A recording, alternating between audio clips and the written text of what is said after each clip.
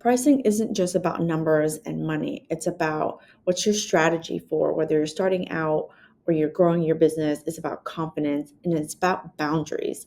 My name is Wong. I'm an occupational therapist and certified hand therapist. And over 10 years ago, I started my therapy clinic. And then over 5 years ago, I started Hand Therapy Secrets, my online company.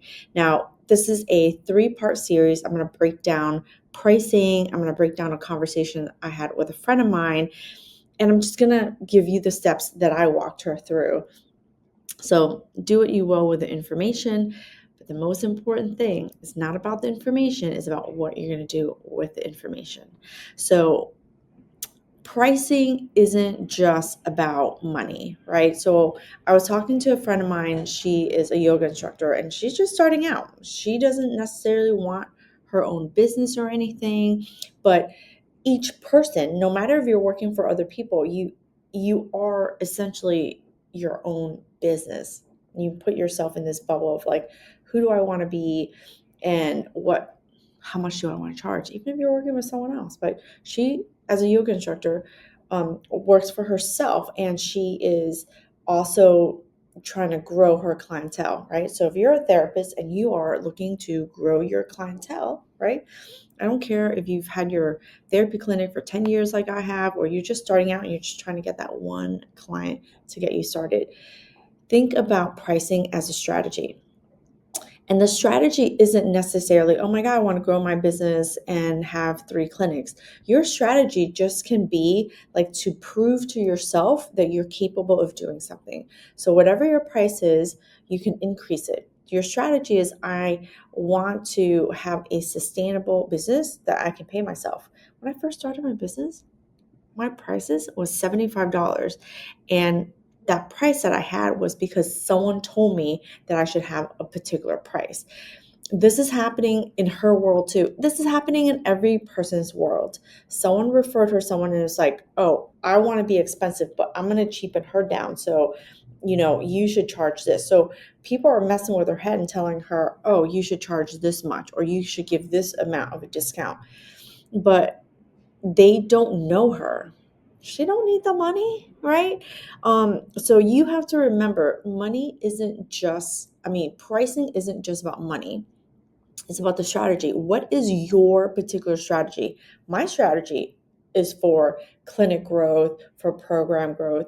Her strategy is, I just want to prove to myself I'm capable of doing this, right? I want to get that one sale, that one patient, that one client, and that one person is a thing that can skyrocket her. It's going to skyrocket her confidence, right? So that strategy that she has is to boost her confidence, right? So pricing is just about energy, right? So if you don't have the confidence, you might be confident in one area of your life and you might not be so confident in the area of pricing. Pricing and talking about money, if you're not used to talking about it, takes practice.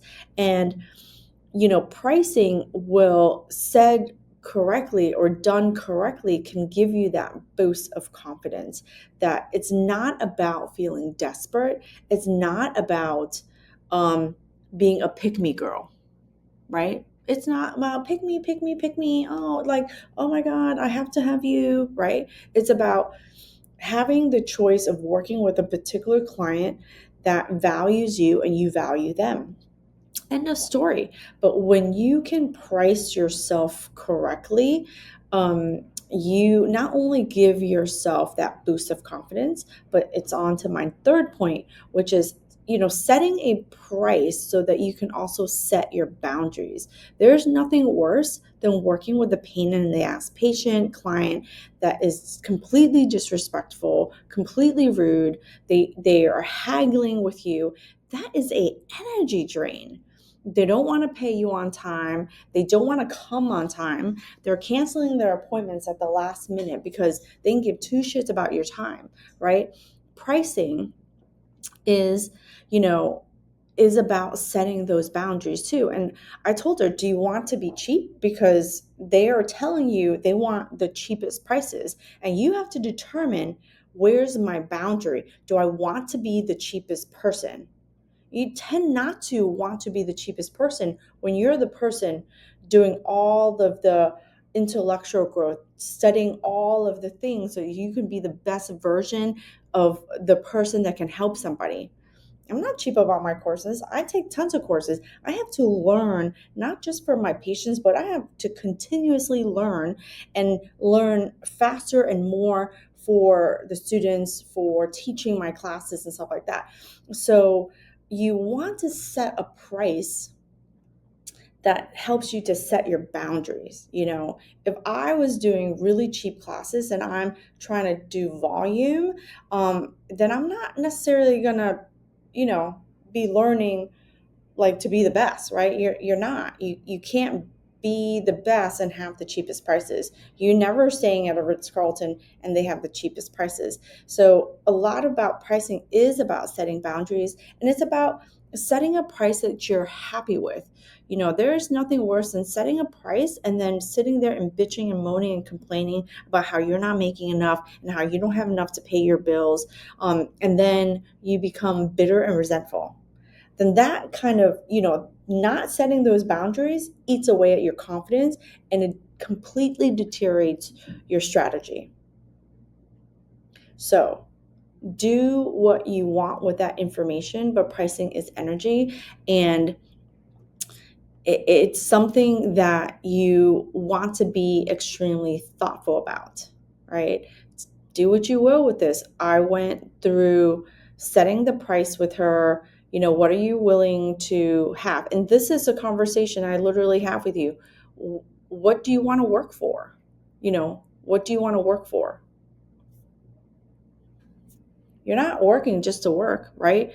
The more desperate you are, the lower you're going to, lower your rates. And then you're going to be resentful that you have to drive an hour there, you're doing an hour's worth of work, and you're driving home, that's 3 hours, and you made it at the cheapest rate, right? What is the strategy? What's the point of this, having this conversation with this person? What's the point of being willing to talk to this one potential client?